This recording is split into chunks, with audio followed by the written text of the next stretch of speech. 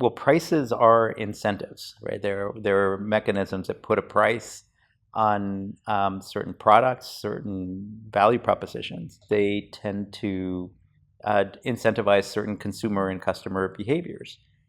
So when we have a fair sharing of value in the pricing, that increases access to consumers. When we have really, really high prices, what we know as skim pricing, that reduces access to certain things. Certain ways of charging for a product or service can make it more accessible or less accessible, even if the total amount is the same, that the structure actually changes the way society perceives value and actually receives value. How businesses can go beyond cost and value matters a lot to whether their pricing achieves their long-term vision.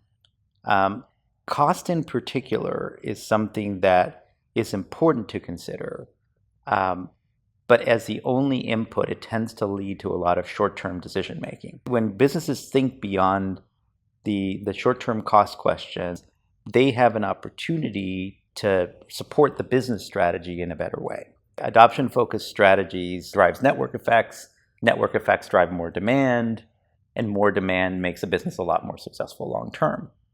But that requires thinking beyond that short-term cost and value equation. That requires a strategic mindset, one that actually thinks about where you're trying to take the business with the pricing mechanism. You're effectively sharing a lot more value in order to drive the flywheel that is important for your business. But let's talk about two. One of them is access. Access is a challenge from a societal standpoint. Access to innovative new healthcare solutions, access to technology that in of itself creates value and unlocks new opportunity, access to education are all challenges.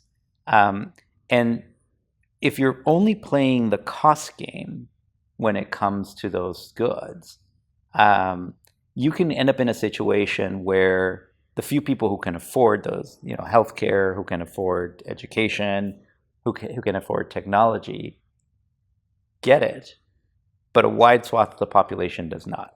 So the shift from cost-based thinking to value-based to the value game can be incredibly powerful when it comes to things like access in particular. The second question is choice. And that has to do with using pricing as a way to price in choices that we want consumers and companies to make.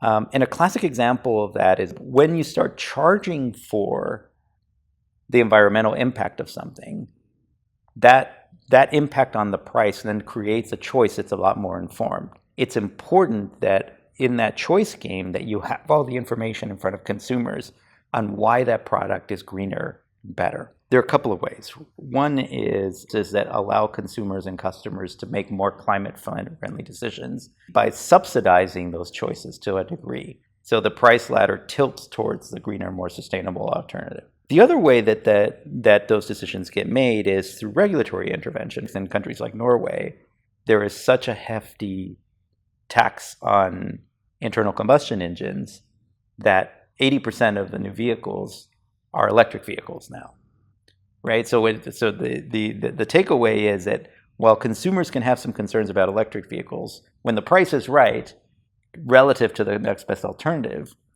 they'll make that decision. In the United States, as the gap between electric vehicles or hybrids and traditional internal combustion engines is closing, more and more consumers are making that decision. How to share value between buyers and sellers is such a big question because it's at the core of strategic pricing. So the premise of value sharing is that you create value for consumers, but if you capture in your price all of the value that you're creating, that customer is essentially indifferent. They don't necessarily have a strong reason to stick with your offer if you're taking all the value away. There's a need to share some of the value back in order to bring people to the table and have them walk away feeling good about the transaction. Now, how good they feel about it matters.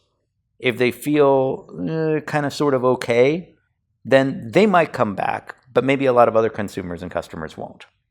And so that means you'll have a smaller market because you're trying to take too much of the value. So you need to strike a good balance. And that's why the value sharing concept is so critical to the success of a business.